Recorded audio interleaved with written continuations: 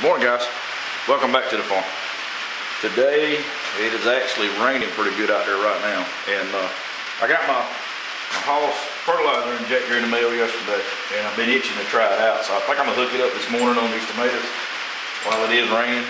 So if I do get the measurements and fertilizer off some, it won't be so big of a problem. Yeah, these things come in unassembled, and it's very simple to put them together.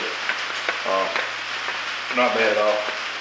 Right now I've got it loaded with a cup and a half, which is 26 tablespoons of Miracle-Gro. And I am going to hook it up on a drip irrigation system.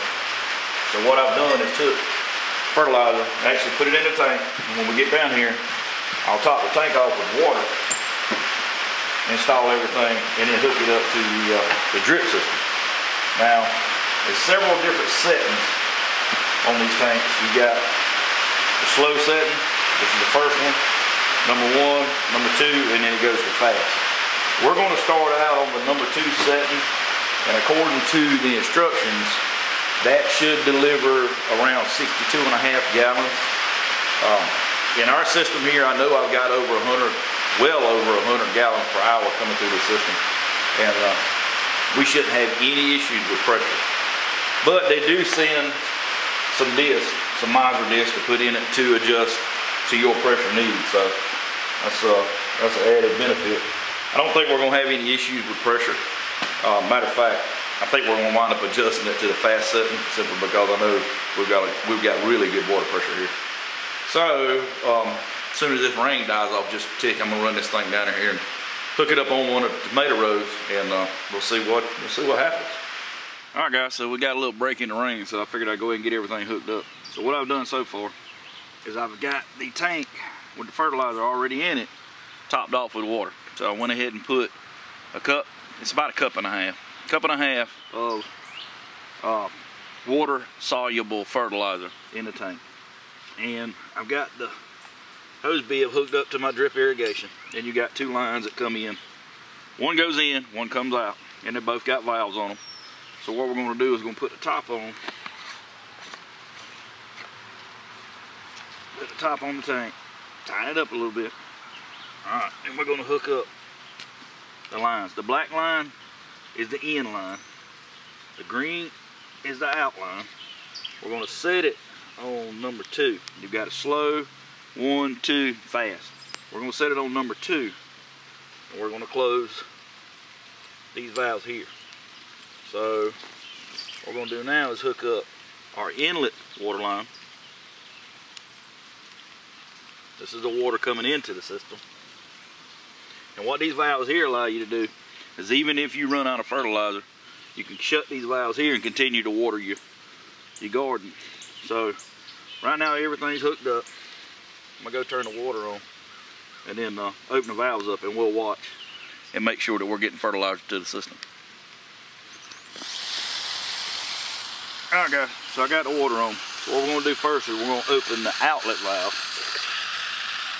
We're gonna open the inlet valve, and we should start to see color change on this, which I can tell already is starting to change color. You can see the air bubbles moving out of the system here. So what that's doing is actually injecting pressure into the tank and forcing that fertilizer to come out, mixed with the lime. Still got some air coming out here.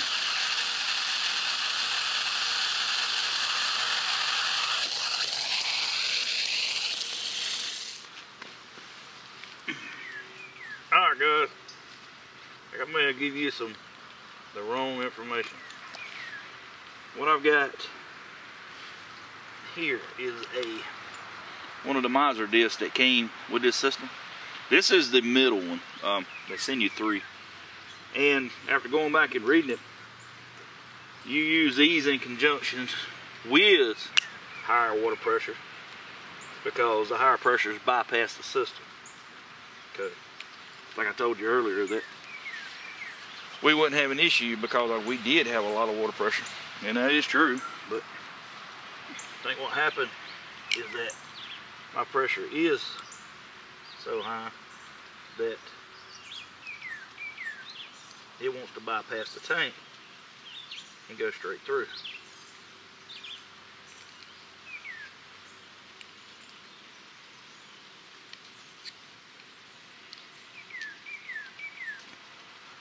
So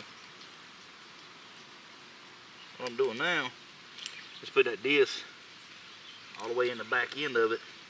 That's going to create more back pressure to force the water through this line. It should pull the material out. So I'll have to go back and see what I did say. And I think maybe I told you wrong, but anyway, in here, if you've got a higher pressure system, it'll want to force its way straight through this nozzle and bypass the lines going in the tank. Those discs that they send with you help create a back pressure that will actually force the water to go around that disc. And I think that's the problem we were having. We were getting some out, but we wasn't getting what we should. So let me turn the water back on and we'll try it again.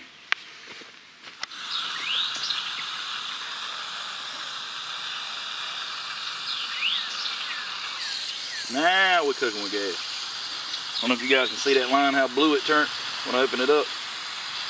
Now we got plenty of product going through it. And I've still got it on the number 2 setting. What I'm gonna do is set my watch. We're gonna let it run on this side here for 30 minutes. And if there's any left in it, we're gonna run it on this side for 30 minutes.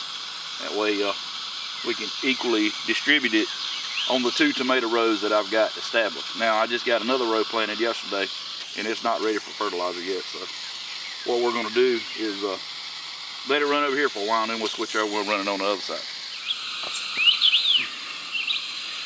All right guys, so we got the first row in, we let it run for 30 minutes. And now we got it hooked up on the second row. We're gonna let this run until that line goes clear.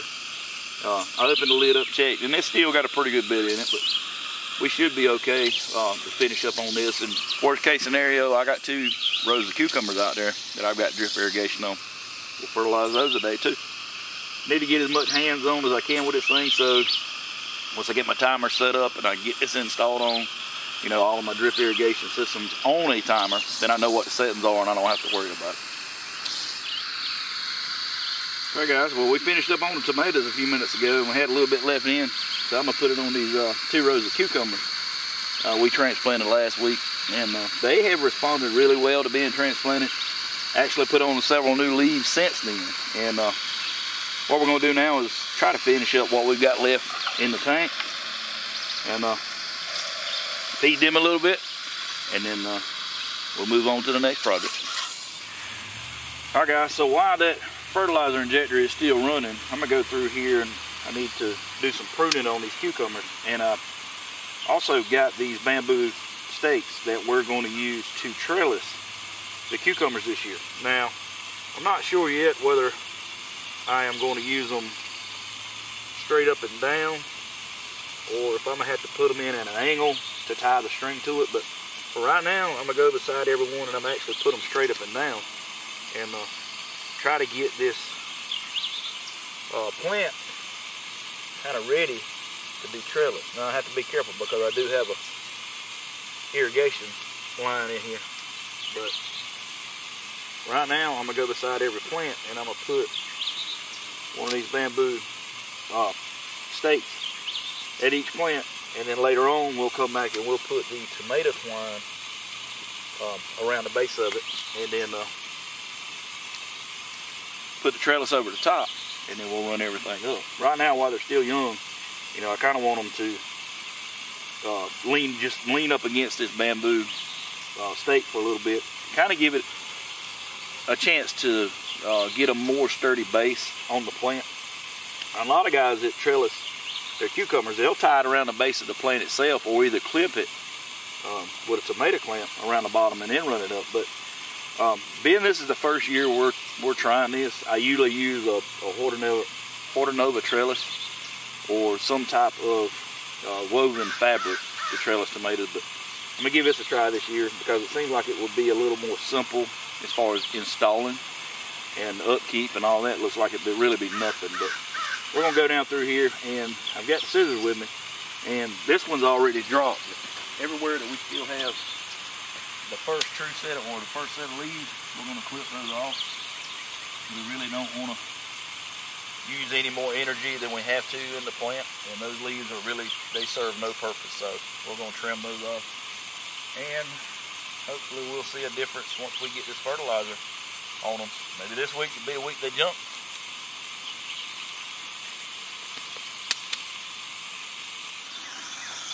So guys, we on the last row of cucumbers. We got the injector hooked up here, and we're still on the same canister of fertilizer, and we've done 2 rows of tomatoes, and this will be the second row of cucumbers off of one, I guess you would call it field. A cup and a half of fertilizer, and we're injecting it on the fast setting, and it's starting to lighten up, so I think it's about empty. But yeah, get you guys up to speed. This week we have got 3 more rows of squash transplanted. This is the green grenade squash from Hoss Tool. This is the yellow grenade squash from Hoss Tool, and this is the partial eclipse squash from Hoss Tool. All of those were transplanted out of trays or out of the greenhouse into the garden. So far, everything's doing fine. I still have a few plants left to get in the garden. Italian roasting peppers, which have blooms on them, and probably some of them have small peppers on them. These are Roma tomatoes. These are pepperoncinis. We got a few honey rock cantaloupe and sugar baby watermelons. We're going to work on getting those out this weekend. If we hadn't got that rain, I'd be out there setting them now, but pretty nasty out there. But anyway, I've got this row of tomatoes set, and actually got tomatoes on a few of them. I looked and seen earlier already. But anyway, these are Roma tomatoes too, these are cherry tomatoes. These are sweetie cherry tomatoes, and I've actually got half a row of sun gold tomatoes. The smaller are the sun gold, and these are actually sweeties. And I'm working on the trellising now. I've got the uprights on both ends, and I'm using 3/4 EMT, which is what I had on hand from when I wired my building. So it's left over from a job. I didn't go out and buy it, but I have some left over from when I wired it up, and I figured I'd use it. But yeah, we're going to finish this row up with 3/4, and we'll probably switch over to 1/2 inch on the rest of it, because I've got enough to do this. But I've got the first course of Florida weave on these guys, and I will put the Florida weave on those today. These are the Homestead tomatoes from Hoss Tools, and the ones behind them are black Krim. And like I said, I've seen tomatoes on some of them. I just don't know which ones it were. I want to say it was a black Krim, but I'm not sure. Nope, it was the sweeties. I see them from here. But anyway, guys, making a lot of progress in the garden, and these tomatoes have been loving the weather we had lately. All right, on the few rows that we direct seeded in the garden, these are Sunburst Squash, and we got 100% germination on that row. These are Moonbeam Squash, and we almost 100%. I had one that didn't come up, and I've since replanted that one. These guys here, this is the Gold Prize, and this is the Black Beauty Zucchini. They've been in the ground right at a week, so we should be seeing something out of them before too much longer. These are Christmas Lima pole beans, and we're going to have to trellis those here shortly. These 5 rows here, they were Dixie Lee butter peas, but that cold snap that we had come through kind of, what was up, it just took them out, and after things started growing, they were so sporadic that the amount of area that we were trying to grow them in was not worth what we had in the ground. So I redissed everything, run new rows yesterday, and we're actually going to put Mississippi purple hulls in those rows. We will wind up doing double rows on each one, so we'll wind up with 10 rows of Mississippi purple hulls. Not to be confused with the pink eye purple hulls we planted last week, which have already germinated. So over here in the onion slash garlic slash potato plot, Yukon Gold potatoes, we just healed those guys and fertilized them last week. We got a really good soaking rain a couple days later, and they have jumped. These things have really taken off, and it will probably not be long I'll be healing them again. I'm thinking inside of the next 2 weeks I'll have to heal these guys and fertilize them again. the candied sweet onions, and elephant garlic. Elephant garlic is almost getting ready. And you see here, the scapes are starting to come out on them here. And that is a good indication that your garlic is just about ready. And what you'll do is, when these scapes get about a foot tall, we'll just reach down as far as we can in that plant and we'll pull that scape out. And you can eat those. You can eat the scapes. It's kind of like, you know, you can cook them like asparagus. But after that, usually 3 or 4 weeks, your garlic should be ready. And another indication is you count down from the last or the top leaf. I count down 5. 1, 2, 3, 4, 5. You want to keep 5 green leaves on this and let the lower leaves brown. Now once this leaf starts turning brown like that one is, then we know it's time to pull it. That just tells me that we've got 5 layers of skin around that bulb, and that's enough protection to keep it from getting damaged. But I'm looking down there and it's about uniform all the way down the bottom leaves are about done. So like I said, on each one of them we'll count down 5. 1, 2, 3, 4, 5. So when this guy here starts turning brown, we know it's ready. And so you got a scape coming out of that one too. Like I said, we're gonna let these dudes get up about this tall, and then once we pull that scape, that's actually going to help that bulb get bigger.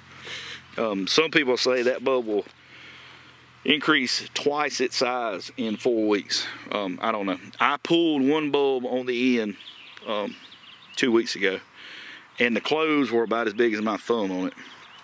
Now, that's not what we're expecting, so I'm hoping once we pull the scapes out that holds true, that they will increase twice the size that they are. If they do, then we'll have plenty to use, and we'll have plenty to save for this coming fall when we plant another bed. Alright, down in the cool season garden, we got our romaine lettuce, which is Tyrannus and Coastal Star. We've got our myrrh and magenta lettuce, which we'll be doing our lettuce harvest here in probably a week, maybe less, just depends. We've got our broccoli, which should be heading here pretty soon. Our red cabbage. This row, for some reason, all of this was planted at the same time. For some reason, this row just never took off, and I'm really not sure why.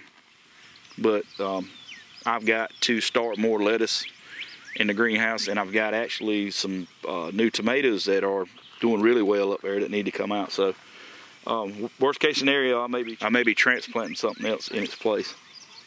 Our cabbage is doing great, starting to head up a little bit, so we'll be eating cabbage here probably in about 3 weeks. If you guys haven't already, reach over here in this right hand corner and click that subscribe button and click the bell notification so you get notified every time I put out a video. As always, guys, I appreciate you stopping by. Thank you for watching, and I'll see you on the next one.